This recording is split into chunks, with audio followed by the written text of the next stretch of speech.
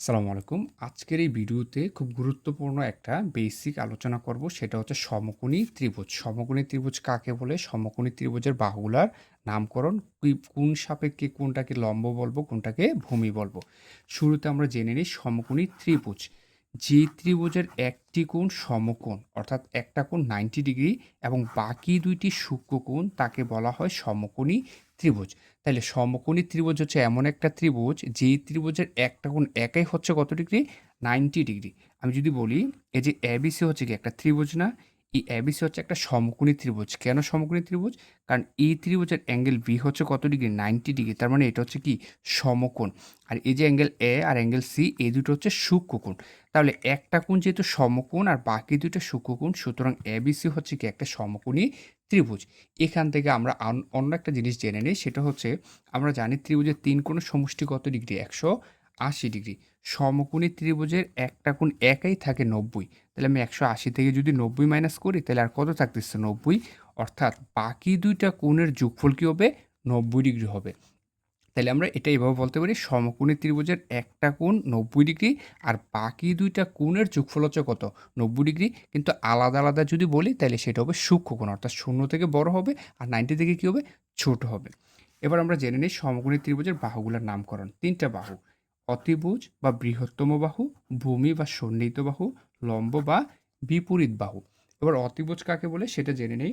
অতিভুজ হচ্ছে যে অতিভুজের সংজ্ঞাটা হচ্ছে সমকোণী ত্রিভুজের বৃহত্তম বাহু বা সমকোণের বিপরীত বাহুকে বলা হয় অতিভুজ। অর্থাৎ এই যে এবিসি একটা সমকোণী ত্রিভুজ না?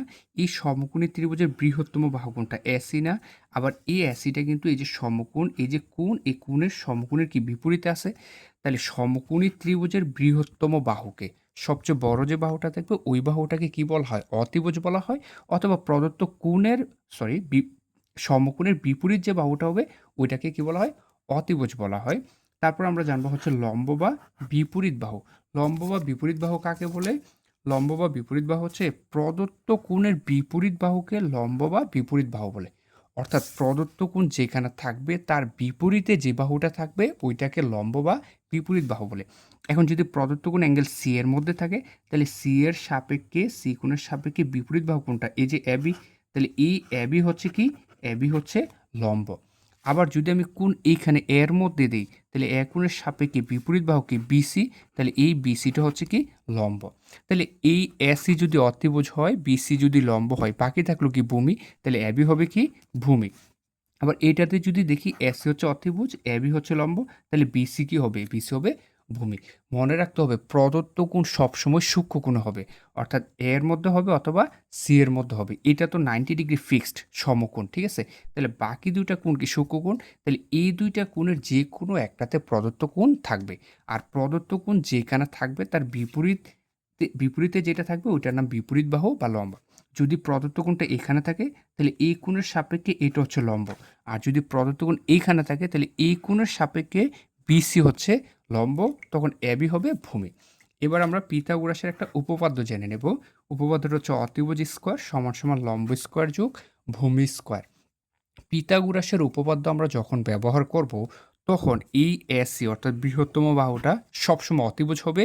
এটা কি হবে? এটা হচ্ছে লম্ব, এটা হচ্ছে লম্ব আর এটা হচ্ছে কি হয়? ভূমি। অর্থাৎ পিথাগোরাসের সূত্র আমরা যখন ব্যবহার করব তখন লম্ব, ভূমি, অতিভুজ এই ৩ টা ফিক্সড থাকবে। এদের কি হবে না? কোনো পরিবর্তন হবে না। ভূমি আর হচ্ছে লম্ব কখন পরিবর্তন হবে? প্রদত্ত কোণের সাপেক্ষে। প্রদত্ত কোণ যেখানে থাকবে তার বিপরীত বাহুকে আমরা কি বলবো? লম্ব বলবো। আর বাকি যেটা থাকবে সেটাকে ভূমি বলবো। ঠিক আছে?